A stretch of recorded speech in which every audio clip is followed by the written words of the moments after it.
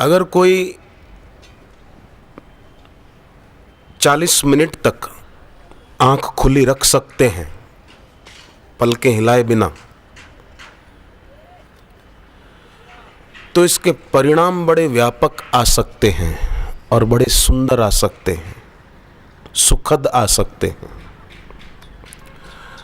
आधे घंटे या 40 मिनट तक कर सकते हैं, अगर अभ्यास सिद्ध हो जाए तो ज़्यादा भी कर सकते हैं। और इसका कल्याणकारी एक लाभ ये होगा कि हमारा जो अंतःकरण है, हमारा मन, हमारी बुद्धि, हमारा चित्त, इसके सम्मोहित होने की क्षमता खत्म हो जाएगी।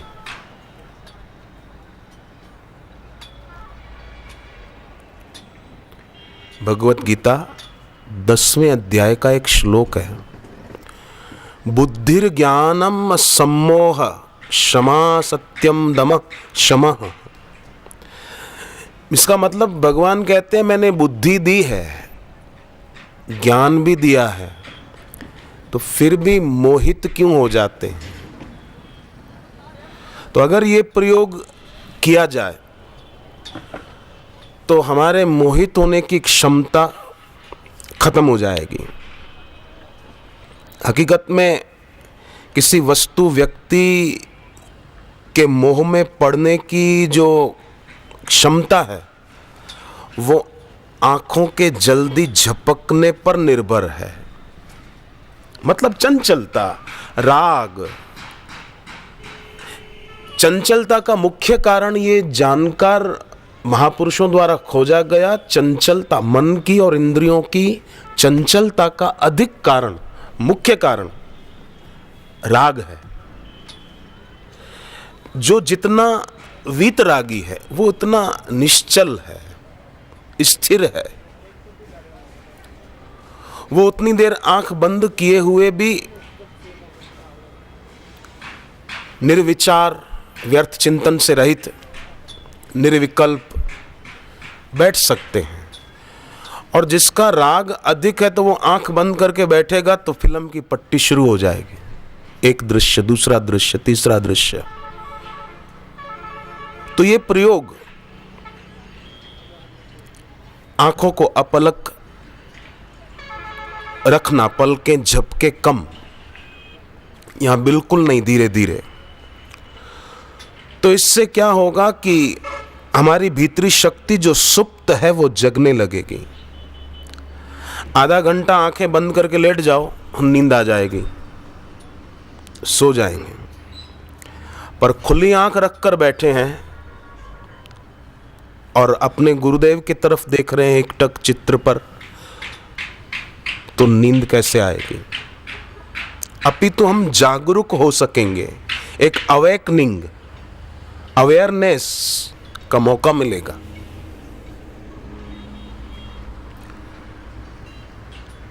जिसकी बात भगवान ने गीता में कही, या निशा सर्वभूतानां यस्याम जागृति संयमी यस्याम जागृति भूतानि सा निशा पश्यतो मुने।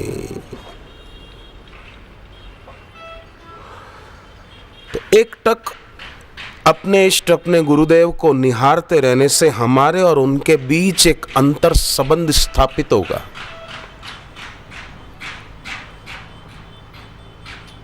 और वो अंतर संबंध जो स्थापित होगा वो बाह्य वियोग होने पर भी अंतः संयोग बनाए रखेगा। ये ऐसा प्रयोग है, मेहनत बिल्कुल नहीं है। थोड़ी आंखों में जलन होगी बस, वो भी सदा नहीं होगी, शुरुआत में होगी और आनंद खूब आएगा। और जो अंतर संयोग बना रहेगा गुरुदेव से, अंतर संबंध बना रहेगा, वो अंतर संयोग वाणी का नहीं है, जो साइकिक, मानसिक, जो शब्दों के द्वारा नहीं कहा जा सकता, ऐसा अंतर संयोग स्थापित होगा और वो सदा बना रहेगा। और ये जो प्रयोग है, अपलक नेत्रों से निहारना अपने गुरुदेव की ओर, गुरुदेव की छवि की ओर, ये अगर हम करते जाएं रोज रोज रोज, तो ये प्रयोग हमारी आंख को असाधारण आंख की स्थिति में ले जाएगा। फिर हमारी आंख जहां भी देखेगी वहां द्वैत नहीं, अद्वैत को देखेगी, क्योंकि गुरु स्वयं अद्वैत हैं। गुरु सदगुरुदेव अद्वैत सिद्धांतवादी नहीं है, सदगुरु स्वयं अद्वैत है। इसलिए गुरुदेव की स्तुति जहां तुलसीकृत रामायण में आई है, वहां कहा गया वंदे बोधमयम नित्यम गुरुम शंकर रूपिणम। और जहां गोस्वामी तुलसीदास जी ने रामचरितमानस के उत्तरकांड में कागभुशुंडी के द्वारा जो कहलाया है, जो शब्द है कागभुशुंडी के, उसमें जहां निंदा की बात आती है, गुरु की निंदा, उसमें भी गोस्वामी जी ने शिव जी को साथ में जोड़ा है। हर गुरु निंदा सुनहि जो काना, हर और गुरु, हर माना शिव जी, गुरु, हर गुरु निंदा सुनहि जो काना, हो वही पाप गौ घात समाना। ये रामचरितमानस के उत्तरकांड के वचन हैं जो कागभुशुंडी जी ने कहे।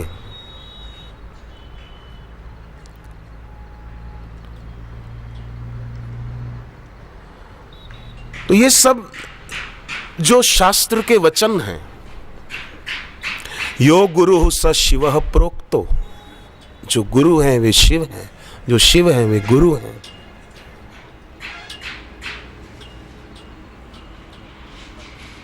ये वचन हमें बहुत सुंदर प्रेरणा देते हैं, और इस वचन को ध्यान में रखकर हम गुरुदेव की छवि पर निहारेंगे तो एकटक देखते देखते हमारी आंख भी साधारण न रहेगी, क्योंकि हम असाधारण की ओर देख रहे हैं, हम असामान्य की ओर देख रहे हैं।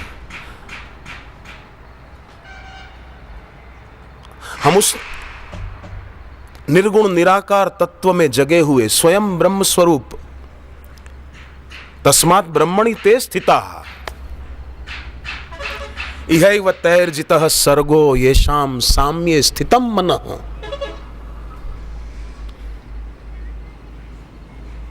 निर्दोषम ही समम ब्रह्म तस्मात् ब्रह्मणि ते स्थिताः।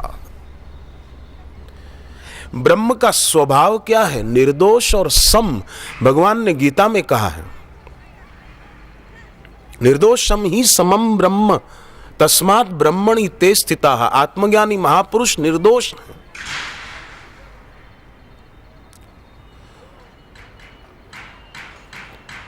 तो उनका ध्यान करने वाला, उनमें मन लगाने वाला, उनके तरफ अपलक नेत्रों से निहारने वाला, वो खुद की आंख को भी असाधारण आंख की स्थिति में ले जाने में सफल होगा। और इस प्रयोग से दोनों नेत्रों के मध्य बिंदु पर दबाव पड़ने से तीसरा नेत्र भी जागृत हो सकता है, क्योंकि सतत एक तरफ हमारी नजर रहेगी ना, तो इससे मध्य बिंदु पर दबाव पड़ेगा। और फिर जब 40 मिनट के बाद आंख बंद करके बैठेंगे तो और स्वाभाविक ही आज्ञा चक्र की ओर ध्यान केंद्रित हो जाएगा। सहज, स्वाभाविक ही तीसरा नेत्र जागृत होगा, सक्रिय होगा। और इन प्रयोगों से जो हमको शक्ति मिले वो हम गलत कामों में न लगाकर हमारी साधना और बढ़े, हमारी उपासना और बढ़े, हमारी आंतरिक स्थिति और ऊंची हो, हमारी आध्यात्मिकता में और ऊंची उड़ान हो, उसमें हम अपनी इस शक्ति को लगाएं। और ये प्रक्रिया सचमुच एक्टिवाइजर, जगाने जैसी है। और इस साधना को करते हुए ये ध्यान में रखना है कि प्रतिकर्म से अपने को दूर रखें। प्रतिकर्म माना, समझो हम बैठे हैं और किसी ने, उसका स्वभाव ऐसा है, उस कारण उसने गाली दे दी या कोई अपशब्द बोल दिया, तो हम उसको सुनाने न लग जाए कि तू जानता है बोलना तो हम भी जानते हैं बोलना, इसमें न पड़े। आजकल अधिकतर दुनिया में प्रतिकर्म में लगे हुए हैं सब। बदले की भावना, बदले की भावना नहीं, बदलने की भावना। किसी से बदला ना लें, खुद को बदल लें कि चलो इनका स्वभाव ऐसा है, कोई बात नहीं। चौथी मंजिल पे आपका घर हो, अपार्टमेंट में, आप रात को सोए हैं और आधी रात को आपको लगा कि नीचे कुत्ते भौंक रहे हैं, लड़ रहे हैं, तो क्या आप सोचेंगे कि मैं चौथी मंजिल से नीचे उतर कर जाऊं और उन कुत्तों को भगा कर आऊं? और कुत्तों का स्वभाव है भौंकते रहना। आप अपनी चौथी मंजिल पे रहिए, सो जाइए, उनकी उपेक्षा कर दीजिए। उसी प्रकार एक कुंडलिनी योग की जो साधना है उसमें ये जानकार लोग जानते हैं कि चौथा केंद्र, मूलाधार, स्वादिष्ठान, मणिपुर, अनाहत, विशुद्धाख्य, आज्ञा चक्र, सहस्त्रसार, तो चौथा जो केंद्र है, हम उस चौथे केंद्र में रहें। हालांकि एकदम कोई चौथे में कैसे जाएगा, यात्रा करता हुआ जाएगा, पर फिर भी हम अपनी ऊंची भावनाओं में, ऊंचे विचारों में रहें। कुत्ते भौंकना नहीं छोड़ते हैं, कौवे काऊ काऊ करना कभी नहीं छोड़ सकते, सांप फुफकारना नहीं छोड़ सकता। तो साधक अपना स्वभाव क्यों छोड़े, साधक अपनी साधना क्यों छोड़े, उपासक अपनी उपासना क्यों छोड़ दे? अपितु चले आगे, यात्रा करे और आगे की। लोग एक दूसरे के शरीर को देखने के आदी हो गए ना, यही कठिनाई है। पर ये जो प्रयोग है वो हमारी आंख को केवल शरीर को ही नहीं, अपितु शरीरी जो है और शरीरी की ईश्वर से जो एकता है, उधर भी हमारी नजर जाने लगेगी। साधना में गहराई आने लगेगी। जो आध्यात्मिकता के ऊंचे शिखर हमसे अनछुए रह गए हैं वो हम छू सकेंगे। ध्यान की जिन गहराइयों का हमें अनुभव नहीं हो पाया वो सहज में होने लगेगा। संभव है एक दूसरे को शरीर से ही नहीं, हमारा और भी जीवन तल है, और भी यात्राएं हैं।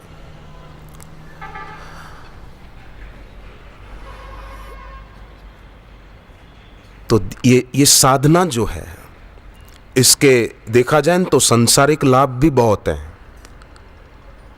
ये अगर कोई रोज करे तो उसके ग्रस्त जीवन की अड़चने, नौकरी, धंधे, व्यवसाय आदि, उसमें भी चमत्कार होने लगेगा।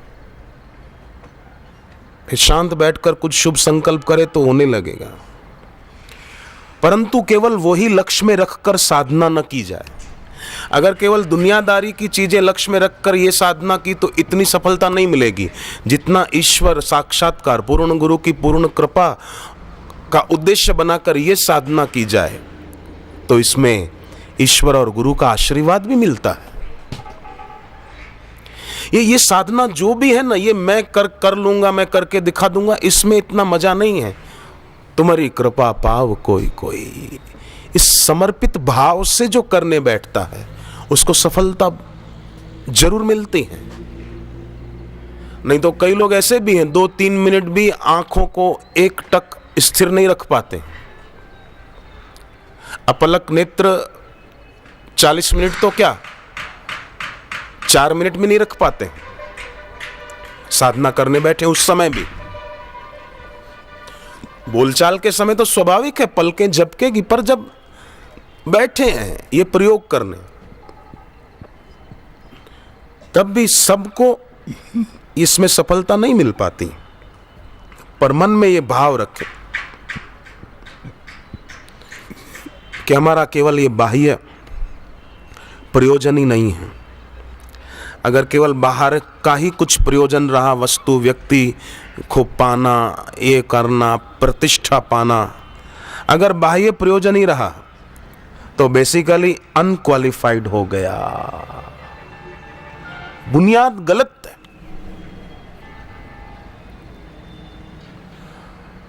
बहुत कुछ अनजाना रह जाता है। जीवन एक रहस्य है, जितना जानते हैं उतना ही सब कुछ नहीं है।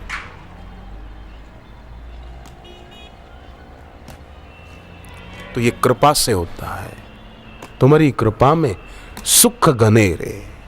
परम पिता ने पुत्र को देखा, सूर्य ने घट जल में फेंका। घटक तोड़ जल जल में मिलाया, जल प्रकाश आकाश में छाया। तो तुच्छ बातों का ध्यान न रहे तो ध्यानात् सर्वार्थ साधनम। ये नारद पुराण का वचन है। ध्यानात् पापानि नश्यन्ति, ध्यानात् मोक्षम च विन्दति, ध्यानात् प्रसीदति श्री हरि, ध्यानात् सर्वार्थ साधनम। फिर सारे कार्य सिद्ध हो ही जाएंगे। हम अपनी तरफ से वही प्रयोजन रखकर न चलें, हम अपना उद्देश्य बढ़िया रखें बस।